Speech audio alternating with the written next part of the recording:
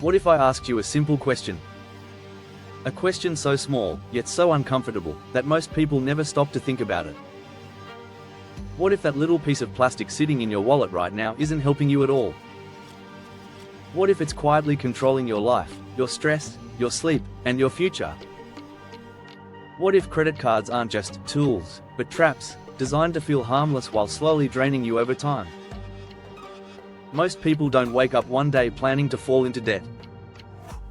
Nobody says, "I want to struggle financially for the next 10 years." It happens quietly, slowly, almost invisibly, one swipe at a time. And that's exactly why credit cards are so dangerous. They don't feel evil. They feel normal, convenient, even responsible. But behind that convenience is a system built to profit when you stay stuck. Credit cards are sold to us as freedom. Use now, pay later. Build your credit. Earn rewards. Get cash back. Live your life. And for a moment, it feels true.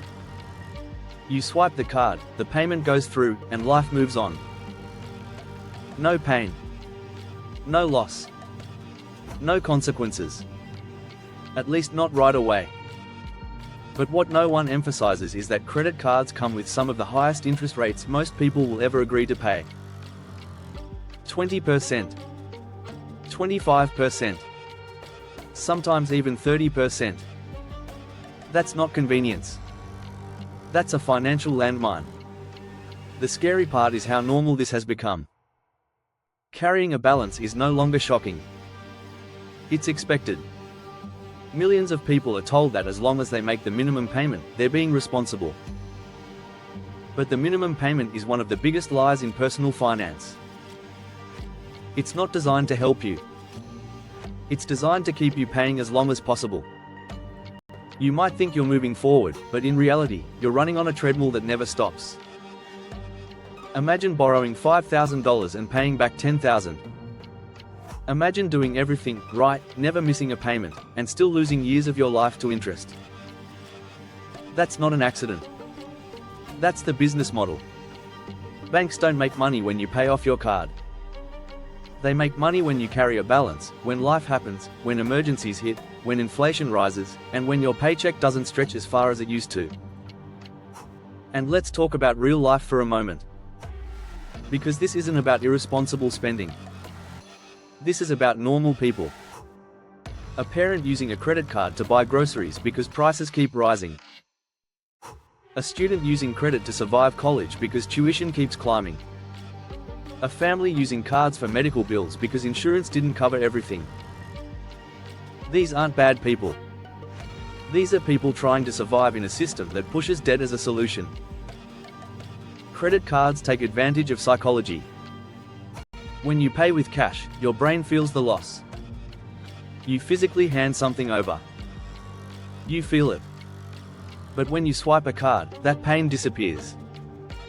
Studies show people spend significantly more when using credit cards than when using cash. Why? Because it doesn't feel real.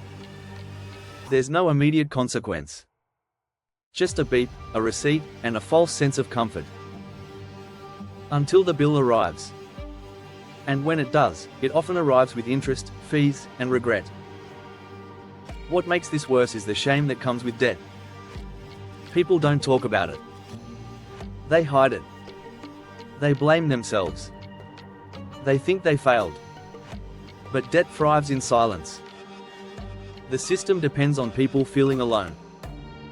Because the moment people start talking about it, the illusion breaks. The truth is, credit card debt has reached historic levels. Over $1 trillion. That's not coincidence. That's not personal failure. That's systemic. And then there's the credit score. We're told we need credit cards to build it. Think about how backwards that is. You must borrow money, pay interest, and risk financial damage just to prove you're trustworthy. Miss one payment, maybe because you were sick, stressed, or overwhelmed, and your score can drop dramatically. Suddenly everything costs more. Insurance, Loans. Housing. One mistake follows you for years. The system punishes you for slipping and rewards the institutions that profit from it. Late fees. Penalty APRs. Balance transfer fees. Over-limit fees. All legal. All normalized. All devastating over time. Meanwhile, advertisements continue to tell you that you deserve it. That you've earned it. That buying now is self-care. Because guilt doesn't make money. Debt does. And the emotional cost? That's something no statement shows. The anxiety. The constant mental math. The stress that creeps into relationships. The sleepless nights wondering how long it will take to feel normal again. Credit card debt doesn't just take money. It takes peace. It takes focus. It takes joy.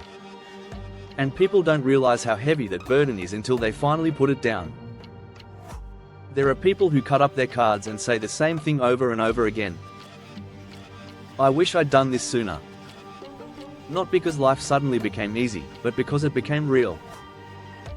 Spending became intentional. Money had boundaries. Freedom didn't come from points or perks. It came from control. Credit cards aren't evil because they exist. They're evil because of how they're marketed, normalized, and embedded into everyday survival. They turn emergencies into lifelong payments. They turn convenience into dependency. They turn silence into profit. And the moment you truly understand that, something changes. You stop blaming yourself. You start questioning the system. If any part of this video feels uncomfortable, that's not a bad thing. That discomfort is awareness. And awareness is where freedom begins. You don't have to hate yourself for using credit cards. But you do deserve to see them clearly, without the shiny promises and empty rewards. What if I asked you a question that most people are too afraid to answer honestly? What if the financial stress you feel isn't because you're bad with money, but because the system was never designed for you to win in the first place? What if that little piece of plastic sitting quietly in your wallet right now is doing far more damage than you realize, not loudly, not dramatically, but slowly, invisibly, and consistently? Credit cards don't show up as villains. They don't feel dangerous. They don't arrive with warning labels or red flags. They arrive with shiny offers, smiling commercials, and promises of freedom. Earn rewards, build credit, buy now, pay later, and that's exactly why they're so effective. Because evil rarely looks evil. It looks normal. It looks helpful. It looks like something everyone else is doing. Most people don't wake up one day planning to drown in debt. No one says, I can't wait to struggle financially for the next decade. It happens quietly. Slowly. One swipe at a time. A tank of gas here. Groceries there. An emergency you didn't plan for. A bill that came at the wrong time. And before you realize it, you're no longer using the credit card. The credit card is using you. The system depends on that moment, the moment where spending no longer feels real. Because when money doesn't feel real, decisions don't feel heavy. There's no physical loss. No cash leaving your hands. Just a beep, a receipt, and the illusion that everything is fine. But nothing about high-interest debt is fine. It just takes time to reveal itself. Credit cards are marketed as tools, but they are weapons of convenience. They turn future income into today's illusion. They allow you to live tomorrow's paycheck today, while charging you for the privilege. And the price is steep.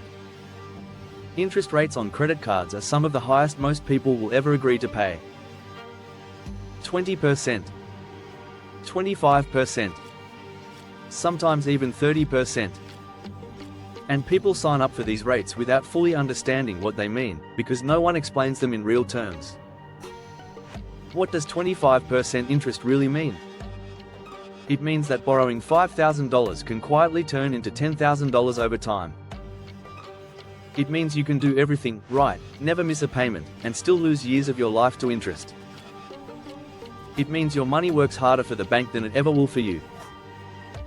And yet, we're told this is normal. We're told carrying a balance is fine. We're told as long as we make the minimum payment, we're responsible. But the minimum payment is one of the most deceptive tools in modern finance. It's not there to help you. It's there to keep you trapped. Paying the minimum doesn't mean you're progressing. It means you're surviving, while interest quietly compounds behind the scenes. This is where the real damage happens. Not in the dramatic moments. Not in missed payments.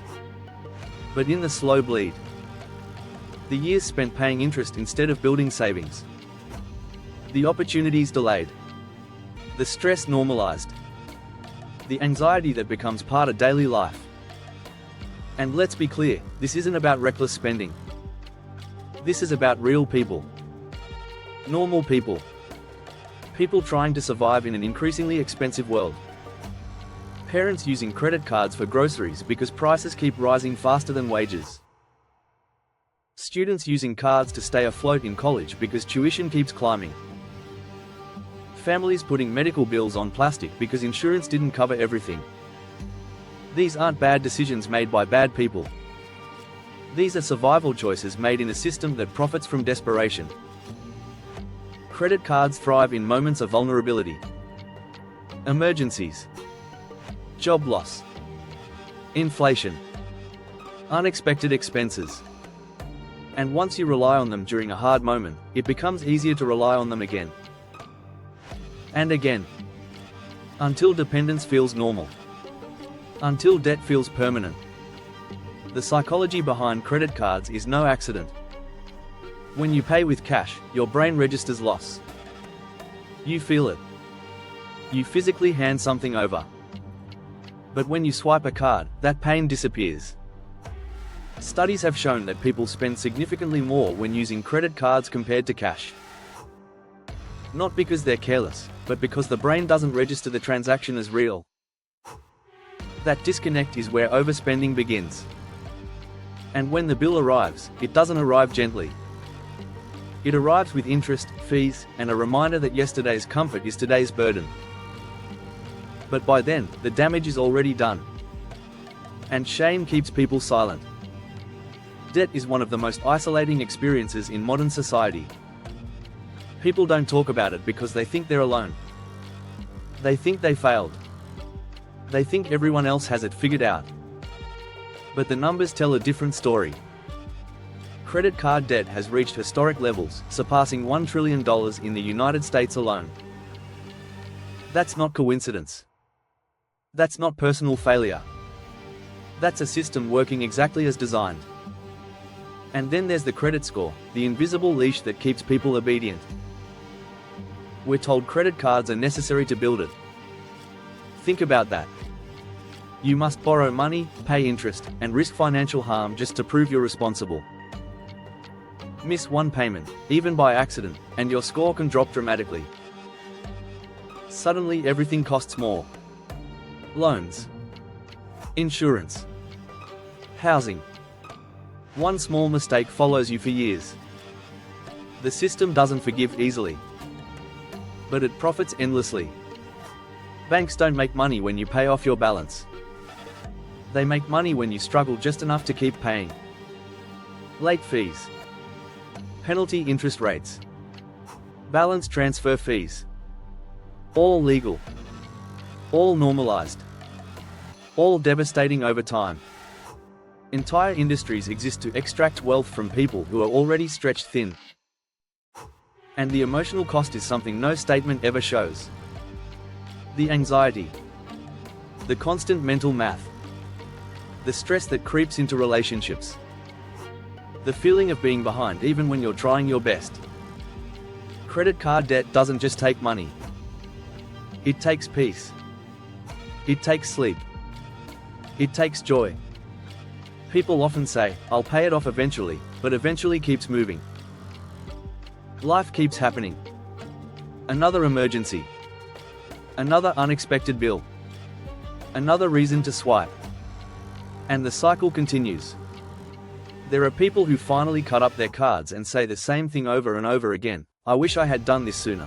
Not because life became perfect, but because it became honest. Spending became intentional. Money had boundaries. Freedom came from control, not convenience. Credit cards aren't evil because they exist. They're evil because of how they're marketed, normalized, and embedded into everyday survival. They turn emergencies into lifelong payments. They turn convenience into dependency. They turn silence into profit. And the most dangerous part? They convince people the problem is personal. That the stress is your fault. That the shame belongs to you. But once you see the system clearly, that illusion breaks. If any part of this video makes you uncomfortable, that's not a bad thing. That discomfort is awareness. And awareness is where freedom begins. You don't have to hate yourself for using credit cards. But you do deserve to understand them, fully, honestly, without the marketing and manipulation. Because the moment you see the truth, you regain your power. If this message resonated with you, please take a moment to like this video so more people can hear it. Comment your experience below. Your story might help someone who feels completely alone right now. Share this with someone who needs to hear it. And subscribe for more honest conversations about money, freedom, and real life. Because the more we talk about this, the less power the system has over us.